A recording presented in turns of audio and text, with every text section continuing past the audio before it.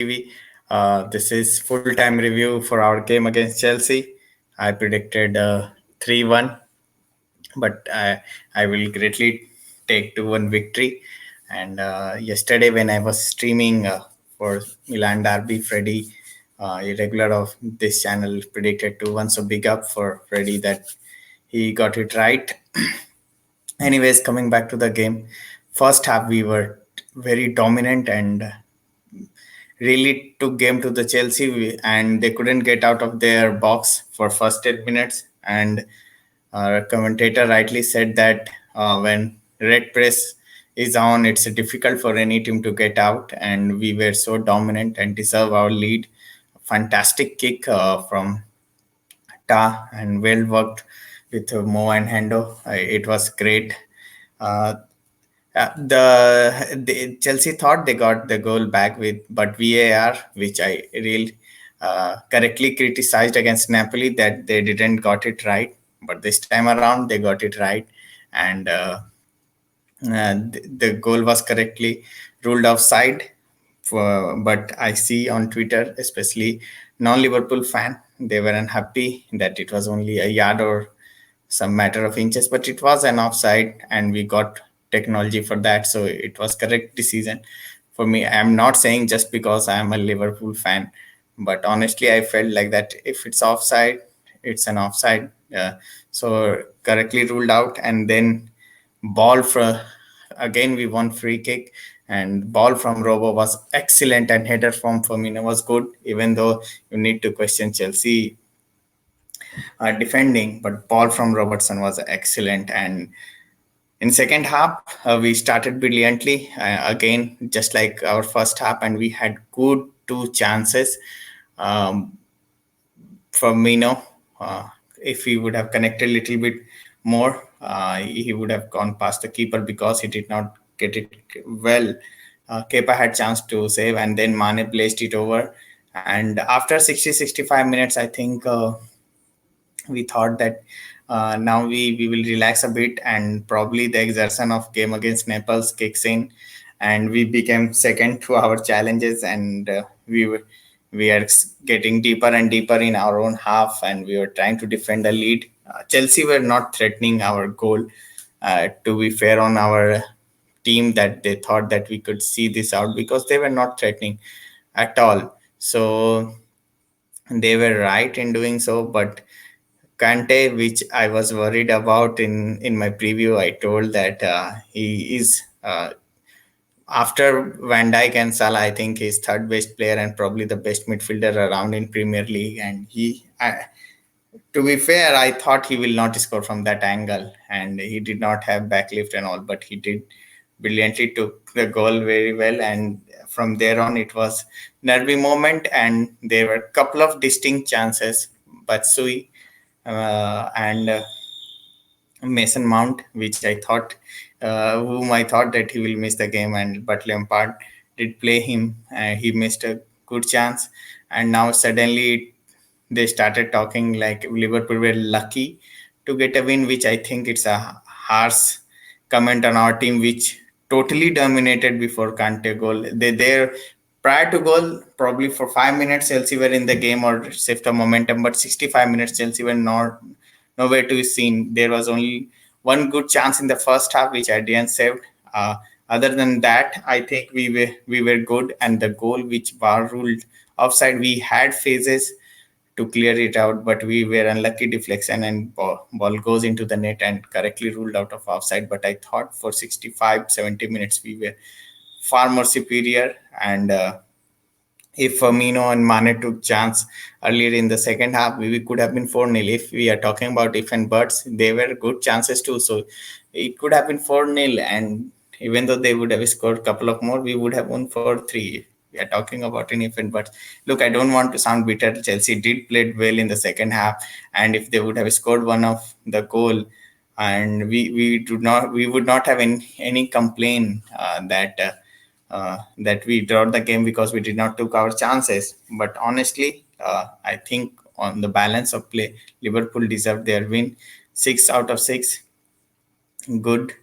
And now on the player ratings, I think Adrian was superb. one-on-one save from Tammy Abraham, which I thought Tammy with 7 goals on already is in a bag. He will be confident and he wanted to make amends because it was his penalty which gave us Super Cup. So I thought this is the time he would be releasing in, but at the end made himself big and saved wonderful save, and he did not had any chance about his for his goal. Otherwise, his distribution has improved. We all know that he went through 2 weeks intensive training in international break in kicking and all those stuff to speed up how Liverpool plays, and it's paying dividend. He's looking completely different player now, and I'm very happy to see him in goal. And probably he's better than Minele. I do not want to criticize Minle when he's not around, but honestly, I'm very confident about Adrian. I was never that much confident about Minle, so I'll give him 8.5. I would have given him 9 or 10 if he would have kept clean sheet, even though goal was not his mistake. But I will give him 8.5. Robo was excellent, and his 50-yard run at the end, which really really was amazing. And Alonso had to foul him to get him down. It was real Robo run, and I was very happy with that. Uh, I'll give him 9, even though at times he was caught up, but I think he was excellent. And his ball for Bobby's goal was superb, so I'll give him 9. Uh, Van Dyke, usual himself, not fussed about. He only once I thought he was beaten by Tammy, which was anyways, if Ta would have stepped up, it would have offside. So 8 for Van Dyke. Matty was superb, and his tackle, his aggression, his everything about the game. He steps into midfield, he tries to win ball up the field. So 8.5 for Matip, who has been exceptional, and Joe Gomez is not getting a sniff, even though we know how good Joe Gomez is. Matip is not giving him any let off. So bigger for Matip, and 8.5 for him. Ta was excellent. His goal was super. The way he hits in, Kepa has no chance. So 8.5 for him. In midfield, Fabinho rolled this, so he's superb, and I think uh, probably the best midfielder, defensive midfielder in the Premier League, and definitely our best midfielder. He gets 9. Hendo, I thought he was good, but he lost a couple of time possession. One ball in the first half to Mane was superb, and just somehow Espiculeta gets a touch. If he doesn't get that, Mane would have gone to the goal. Hendo was okay, not superb, but okay and good in patches. So I will give him 7. Same with Genie. He was good, not brilliant, which we know with Genie could be. And I thought in the second half we could have kept the ball. Later in the second half, our midfield should have done better. So I will give them 7. Salah always marked with 2 or at times 3 players. They were scared of Salah giving any kind of his face. Uh, Once or twice he could have got away, but most of the time I think he was well guarded by 3 players, Kovacic, Zargino, and Cesar Espliqueta all the time. Or if he was always guarded by a couple of players. They were always doubling on them, and which was giving Bobby free space in the first half, or Man in the first half. He was creating space, even though he should have took one chance, I think. But overall, I think he did job for the team, so he will get 7. Bobby, very good goal. He couldn't miss from there. And uh, I I was thinking that it was good goal, and ball was from Robo was very good, but defensively Chelsea was shocking. You cannot give space to Bobby at the center of 6 yard.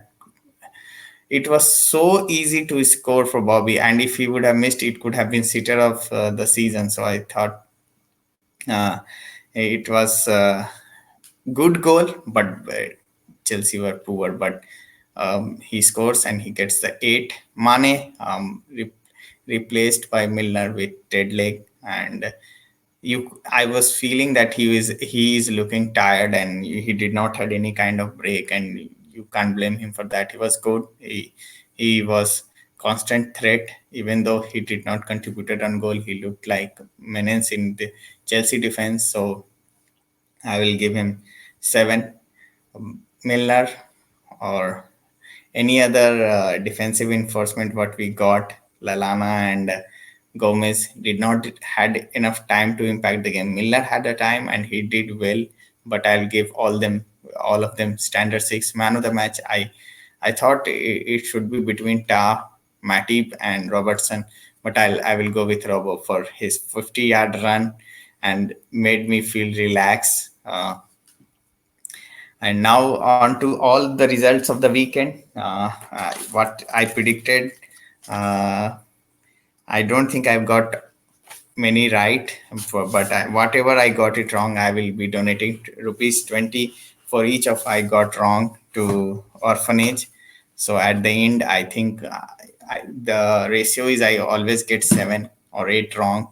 I only result I'm getting is Liverpool win, so I'm very happy, and it will add up to the charity, and I'm hoping to contribute around 2,000 or 2,500 at the end of the every month. So this will first game was Southampton versus Bournemouth. I predicted Southampton won, and Bournemouth won it 3-1. It was poor game, and it was late in India to 12:30 at the night, so it was pretty poor to be honest.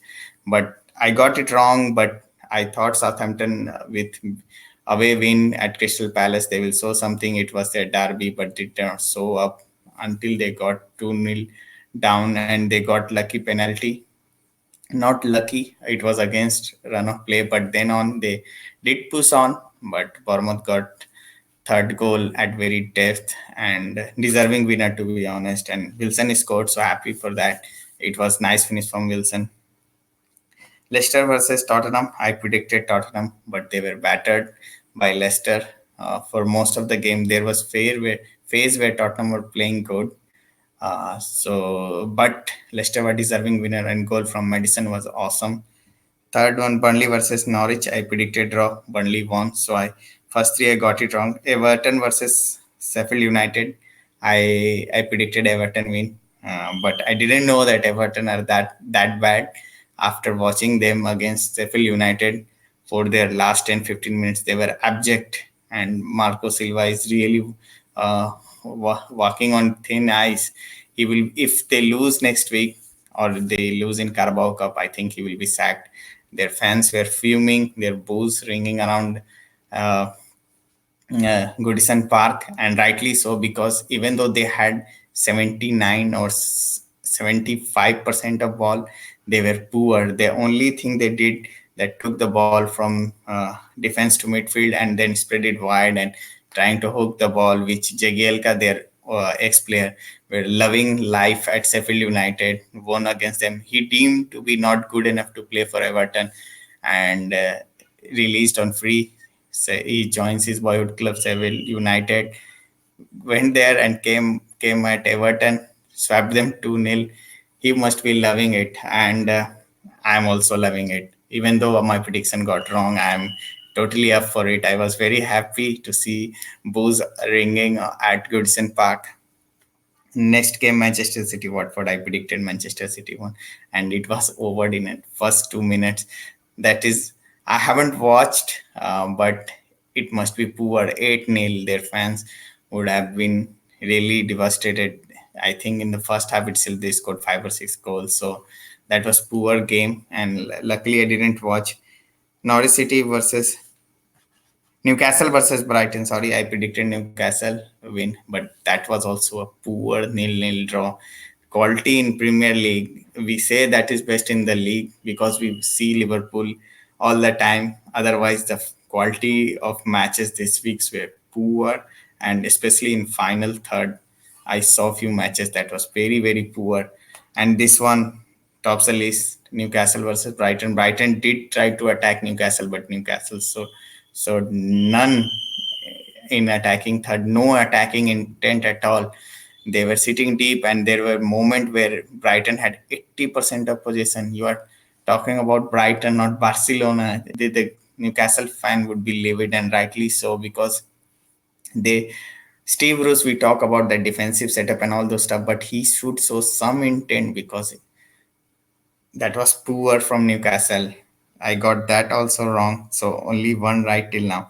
Palace versus Wolves. Crystal Palace won. I predicted that, and that game I didn't see that game. It's 1-1 draw, and I am pretty sure that would be dull and boring game because Palace is a defensive side which sucks life out of you. I didn't see that game, and I didn't read any reviews. I got that also wrong. Arsenal versus Aston Villa 3-2, and I said Arsenal win, but I think that's Darren Mings' mistake gets them 2-2, and that spawns Arsenal even though they were down to 10. So Emery is a lucky boy, and he has Ganduzi to thank because he changed the game for them, as what I have read or I've seen brief highlights that he changed the game. So Emery has a lot to thank him because he is also working on thin ice. Two manager I think are struggling right now. I think those two are uh, Emery and other one was Marco Silva. Sorry, I totally forgot Everton. These two manager are uh, living life dangerously right now, and I think Marco Silva will be sacked before Emery for sure.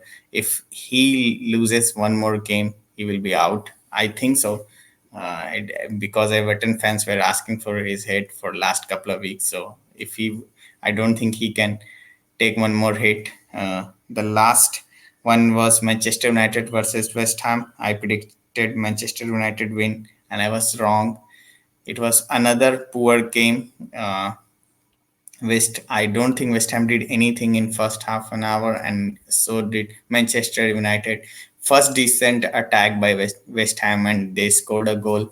And in the second half, Mata missed one chance, and there was one chance for Maguire, but Manchester United were poor, and I know Solskjaer is a big Man United legend, and they want him to succeed. But as a neutral perspective, I know people will say that I'm a Liverpool fan, and I cannot have neutral opinion on that, and they are right in some ways. But I think he's poor. He was trying to play counter attack to West Ham and having two holding midfielder, Matic and McTominay. That was poor performance from Manchester United. And if anyone else, if he was not Manchester United legend, they would be asking for his head for sure. He was that poor. Uh, Anyways, that's that. I got only Liverpool one right. I'm pretty happy with that. I can easily donate 20 for that too. Arsenal and Manchester City, I got seven wrong. I got seven last time around wrong. So it's 280 now, and it will be adding up. I will be doing preview tomorrow, live around this time, for game against MK Downs. It's not on telly, it's on GeoTV. So I need to figure out some streams too, but I'll be watching that surely. Thanks guys, thanks for watching. Big win for us, and up to the next match, up the Reds. Thanks guys, thanks for watching. Bye bye.